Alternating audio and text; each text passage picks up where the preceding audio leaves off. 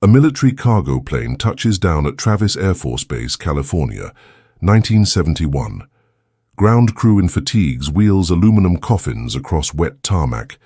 Each casket draped in the American flag carries a soldier home from Southeast Asia. Inside the terminal, families wait. Nobody knows that heroin has been riding the same supply chain that moves the war dead, turning Cold War logistics into America's deadliest pipeline. If you love stories about power, betrayal, and how foreign wars poisoned American cities, make sure to follow. Because this one ends with a narcotics empire built on geopolitical chaos and the blood of two nations. Saigon, South Vietnam, March 1968. The city smells like diesel fumes, rotting garbage, and the sweet chemical tang of opium cooking in hidden labs. United States Army Sergeant Leslie Ike Atkinson walks through the chaos of To-Do Street wearing civilian clothes. A veteran of two tours, he has decided the real money is not in military pay. He sees soldiers on leave buying plastic bags of white powder from street dealers for $10. Back in the States, that same bag sells for $300. Atkinson is a hustler. He ran underground casinos in military clubs. Now he sees the war's most profitable export and plans to become its quarterback. The Golden Triangle spans the mountain borders where Burma, Laos, and Thailand meet. For centuries, hill tribes grew opium poppies in terraced fields hidden by monsoon clouds. But war industrialized the trade. The Central Intelligence Agency needed local fighters to resist communist expansion. Those fighters, from Kuomintang remnants to Hmong militias, financed their operations by growing and refining opium. By 1969, laboratories in the Triangle were producing heroin No. 4, 99% pure, white as snow, and ready for American veins. United States involvement created the infrastructure. Air America, the CIA proprietary airline, flew supply missions deep into Laos and the Hill Country. Officially, they carried rice and weapons. Investigators would later allege that planes returning to bases in Thailand and South Vietnam sometimes carried raw opium or refined heroin. The agency denied knowledge, but the logistics were undeniable. A network designed to move covert supplies could move anything. And soldiers stationed in Southeast Asia suddenly had access to heroin purer and cheaper than anything back home. Khun Sa, born Jiang Shifu, controlled vast stretches of the Shan state in Burma. By 1970, he commanded the Shan United Army and oversaw poppy fields that produced an estimated 200 tons of raw opium annually. His laboratories refined the opium into heroin. He was not an ideologue. He was a businessman. He taxed caravans, controlled refineries, and brokered deals with anyone who had cash or weapons. His heroin flowed south into Thailand, where middlemen like Atkinson waited. In May 1971, two United States Congressmen, Robert Steele from Connecticut and Morgan Murphy from Illinois, returned from a fact-finding mission to Southeast Asia and delivered a report to the House. Their findings were stark. 10 to 15% of American troops in Vietnam were addicted to heroin. The drug was everywhere, pure, cheap, and sold openly. Soldiers smoked it, snorted it, and injected it in barracks and bunkers. The war had created a captive market of young men under extreme stress with ready access to narcotics. Steele and Murphy named names. They identified South Vietnamese officials, including Major General Ngo Dzu, as key traffickers protected by their government positions. The White House could no longer ignore the problem. On June 17, 1971, President Richard Nixon held a press conference and declared drug abuse public enemy number 1. He called it a national emergency. He announced the creation of the Special Action Office for Drug Abuse Prevention and promised increased funding for treatment and enforcement. The announcement was a political maneuver, but the crisis was real. Heroin use among troops had spiked. Families feared their sons would return, addicted. The military began mandatory urinalysis testing, but the pipelines were already built. Atkinson did not use coffins. That myth, popularized by Hollywood, was investigated and disproved. What he did was simpler and harder to detect. He worked with corrupt Thai officials and used commercial shipping routes. Heroin was packed into furniture, electronics, and military duffel bags. It traveled via military mail or through established smuggling networks that predated the war. Atkinson moved between Bangkok, where he owned the Jack's American Star Bar, and the United States, where he had family connections in North Carolina and distributors in New York. His operation was methodical and quiet. By 1972, he was importing multi-kilo shipments every month. Frank Lucas, a Harlem hustler who worked under Bumpy Johnson, later claimed he pioneered the direct importation of heroin from Southeast Asia. He told reporters and later Hollywood that he used coffins and military connections. Investigators found no evidence of the coffin method. What Lucas did do was travel to Bangkok and establish his own connections, separate from the traditional Italian mafia suppliers who controlled the French connection. His heroin, branded Blue Magic, was purer and cheaper than the competition. He flooded Harlem with it, but Ike Atkinson was already there first. The relationship between Lucas and Atkinson was transactional. Atkinson supplied Lucas with heroin. Lucas distributed it through a network called the Country Boys. Violence and money followed. The heroin arrived in American cities at a moment of maximum vulnerability. Urban centers were bleeding jobs, tax revenue, and hope. Detroit, Newark, Chicago, Baltimore, and Washington experienced deindustrialization and white flight. Black neighborhoods that had been vibrant were now isolated and under-policed. Heroin filled the void. It was not just a drug, it was an economy. Street dealers, cutting houses, enforcers, and corrupt cops all took a piece. By 1973, New York City had an estimated 200,000 heroin users. Emergency rooms saw overdose cases daily. The drug became synonymous with urban decay. Nicky Barnes, a Harlem dealer, understood organization. In 1972, he formed the Council, a 7-man syndicate that controlled heroin distribution in Upper Manhattan. Each member ran a territory. They met regularly, settled disputes, and pooled resources. Barnes bought his heroin from multiple sources, including suppliers connected to the Italian mafia. He was disciplined, calculating, and flashy. He wore fur coats and drove luxury cars. The New York Times magazine put him on the cover with the headline Mr. Untouchable. That headline was his downfall. Federal prosecutors made him a priority. The Drug Enforcement Administration was formed in July 1973, consolidating multiple federal drug agencies under one command. The DEA inherited a fragmented enforcement system and a target-rich environment. Agents focused first on dismantling the French connection, the Marseille-based Corsican network that had supplied the bulk of American heroin before the Southeast Asian surge. By 1974, the French connection was broken, but the Golden Triangle heroin kept flowing. Returning veterans became both victims and vectors. Studies led by Dr. Lee Robbins found that 34% of soldiers in Vietnam used heroin while deployed. 20% showed signs of addiction. The fear was that an army of addicts would overwhelm the domestic treatment system. But Robbins also found something unexpected. Most soldiers who used heroin in Vietnam stopped when they returned home. The drug use was environment-specific. Remove the environment, and the addiction often faded. This finding challenged assumptions about heroin as an inevitably permanent trap. But it also meant that the heroin trade needed a new customer base. American inner cities provided it. The geopolitical fallout was direct. The United States had supported anti-communist forces in Southeast Asia without regard for how those forces financed themselves. Khun Sa and other warlords used American Cold War priorities as cover to build narcotics empires.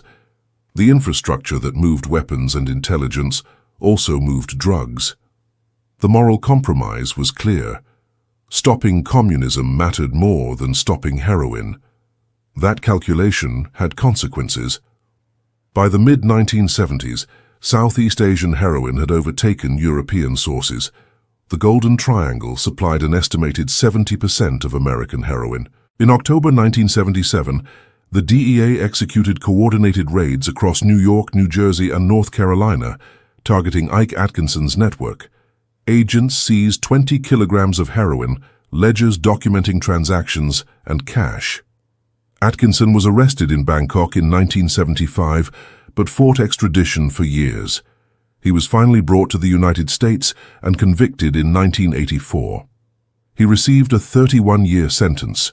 Frank Lucas was arrested in 1975 during a raid on his New Jersey estate. Agents found cash and drugs. He was convicted and sentenced to 70 years, later reduced after he cooperated with prosecutors. Nicky Barnes was arrested in 1978, convicted on multiple counts and sentenced to life without parole. In prison, Barnes learned that his partners in the council had slept with his wife and were moving to take his assets. He cooperated with federal authorities. His testimony helped convict dozens. He entered witness protection and lived under a new identity until his death in 2012. The pipeline did not close when those men went to prison. It adapted. By the early 1980s, cocaine from Colombia began replacing heroin as the dominant import. The infrastructure remained the same. Smuggling routes, money laundering networks, and corrupt officials simply switched products. The lessons of Southeast Asian heroin importation were applied to the cocaine trade. The Medellin and Cali cartels used ships, planes, and tunnels. They corrupted officials and built distribution networks in every major American city. The war on drugs intensified. Mandatory minimum sentences were imposed. Prisons filled. But the demand never stopped.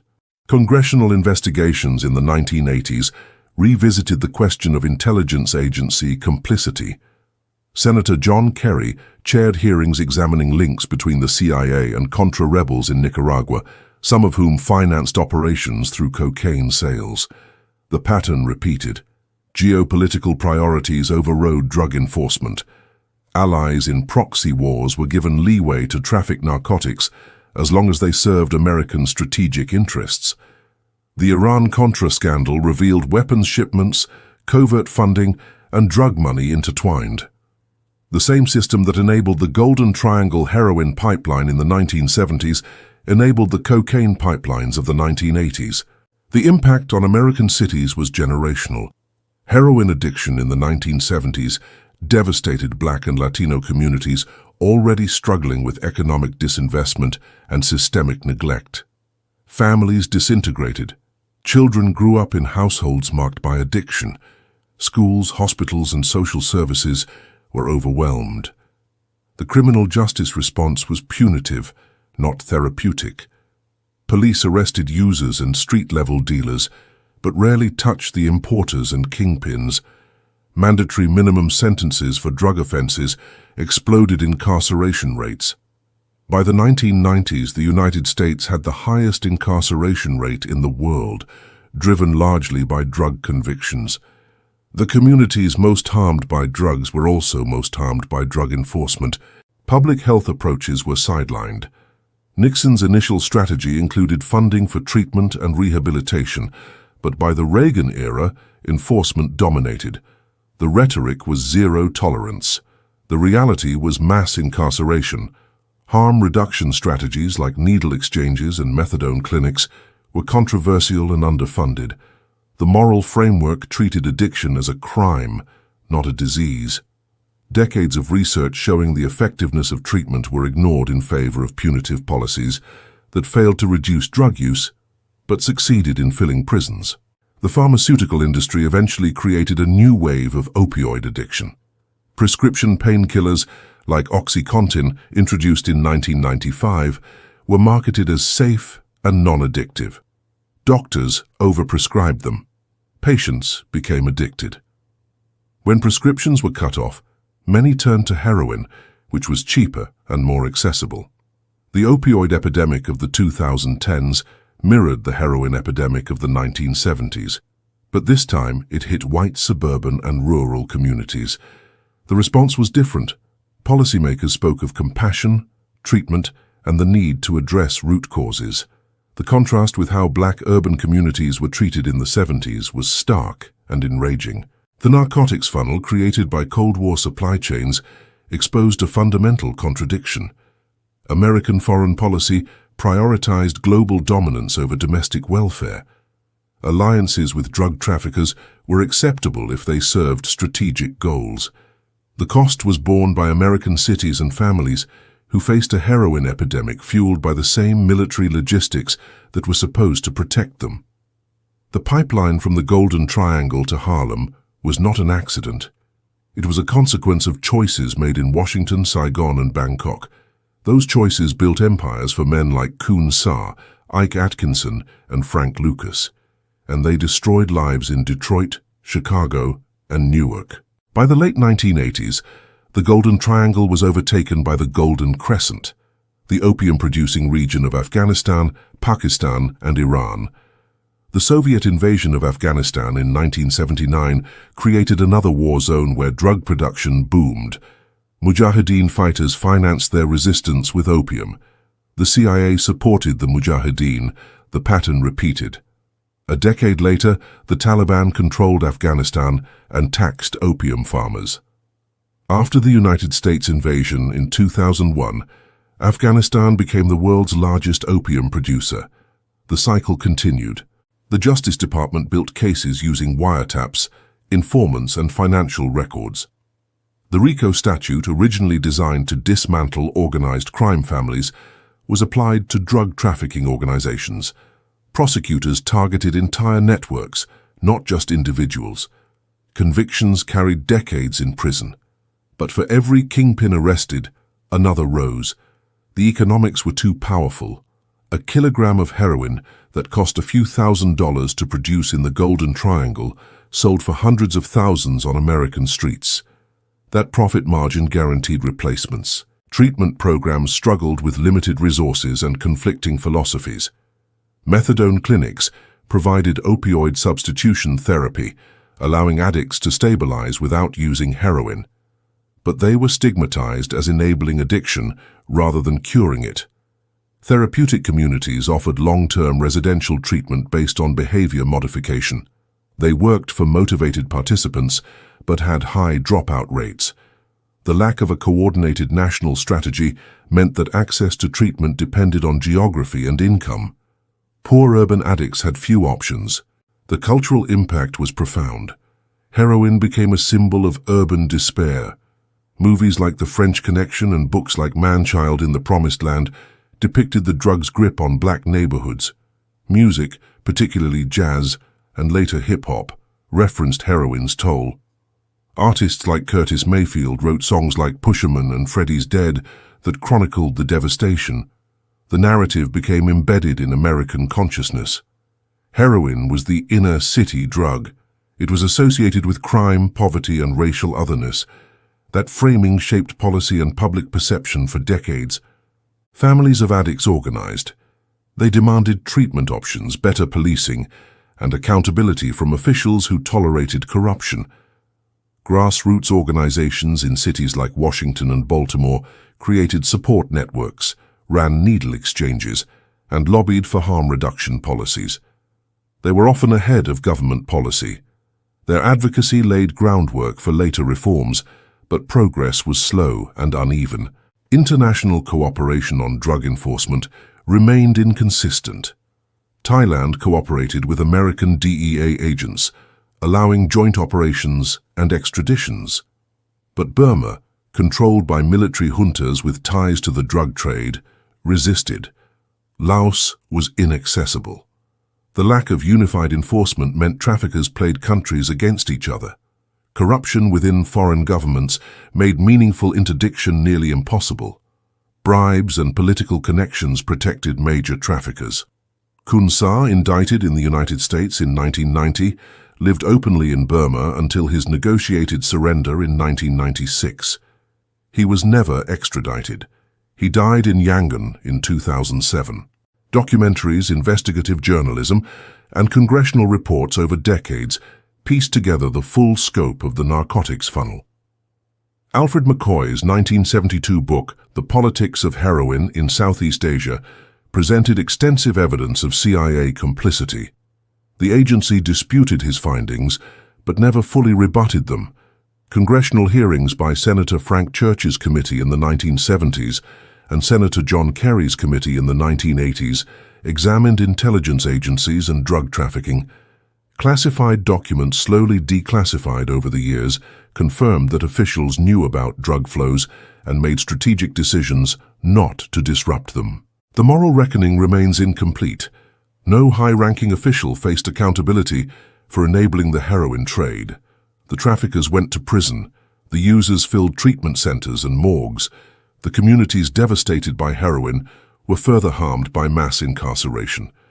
The foreign policy establishment moved on to the next crisis, the next proxy war, the next set of unsavory allies.